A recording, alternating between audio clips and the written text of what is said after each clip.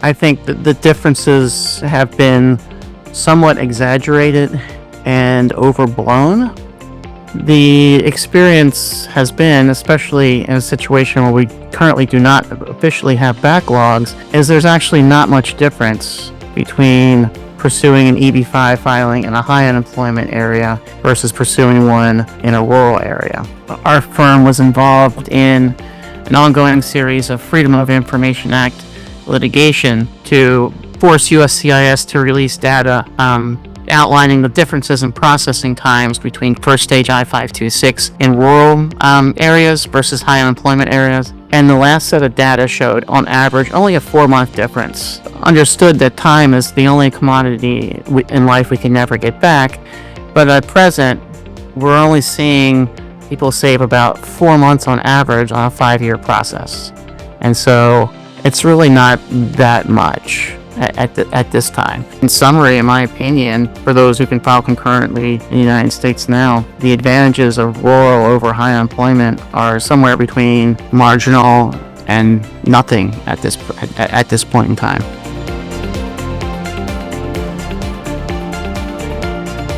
No, and the reason why the H-1B market, H-1B community, which is primarily made up of Indian nationals, have been suffering from severe, unending, grinding backlogs for EB-2 and EB-3, and often EB-1 as well, for many, many years. They've lived this experience of retrogression for 10 plus years. As a result, it's perfectly rational to say, oh, this is going to go faster, and there's going to be more of these visas, so therefore, this is the only route I'm going to prioritize. And what I tell people is that's actually backfire, because if you look at the visa bulletin month to month, EB-3 India is theoretically faster. Neither EB-2 or EB-3 India are moving at all. But on paper at least, EB-3 India is faster than EB-2. And how could that be? Well, it's because people have been trying to spend many, many years getting into the EB-2 category, even though they're trying to make their process go faster, and they've basically crashed the EB-2 system. So even though EB-3 has less visas, EB-3 is inferior category to EB-2. On paper, at least, it's quicker to do EB-3 than EB-2. I wouldn't bet my house on it, but I predict to a certain extent that if and when we do start seeing retrogression and quota backlogs in EB-5, particularly for individuals chargeable to the India quota, that we might actually see that same dynamic we already see with EB-2, EB-3, which is rural might be slower than high unemployment, just because everyone has been piling into that because of the hope and, if not expectation, that they can get it done faster and have backlogs if and when they apply. Last data that was released said that the average rural I-526 was approved after 10 months, and the average processing time for high unemployment 526s was 14 months. This was averages, so there's obviously some variations between the averages.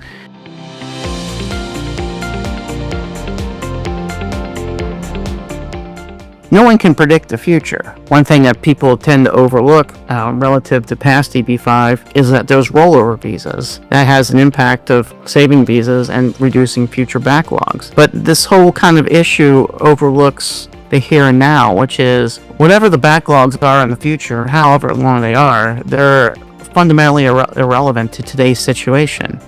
All categories of EB-5 are open for people from all countries.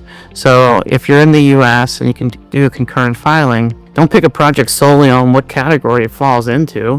It's important to file the concurrent filing, get the ongoing legal status based upon the I-45 adjustment of status filing, get your EAD, get your advanced parole. Even if there are backlogs in the future at some point, their impact on you is substantially less because you already are in the system. You're already effectively living as a permanent resident in the United States while waiting for the permanent residency of the process. And if it ultimately takes 12 to 18 months longer because of backlogs in one category more substantial than the other, it's almost kind of irrelevant because, again, you're in the system, you're accruing all the benefits from that, and it just takes marginally longer. Well, it's still going to be faster than your EB-1, your EB-2, or your EB-3.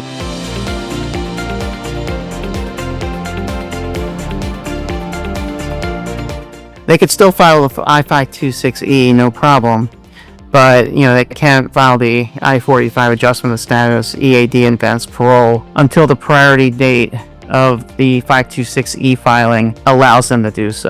So that's why, with the visa bulletin currently open, people should jump on this opportunity, because who knows how much longer it's going to last. I think it will be current for a good amount of time going into the future, just because, there's the other aspect is, okay, the Reform and Integrity Act says USCIS have to process I-526 filings faster, but it doesn't really specify that they need to process immigrant visas at consulates or I-45 adjustment of status faster.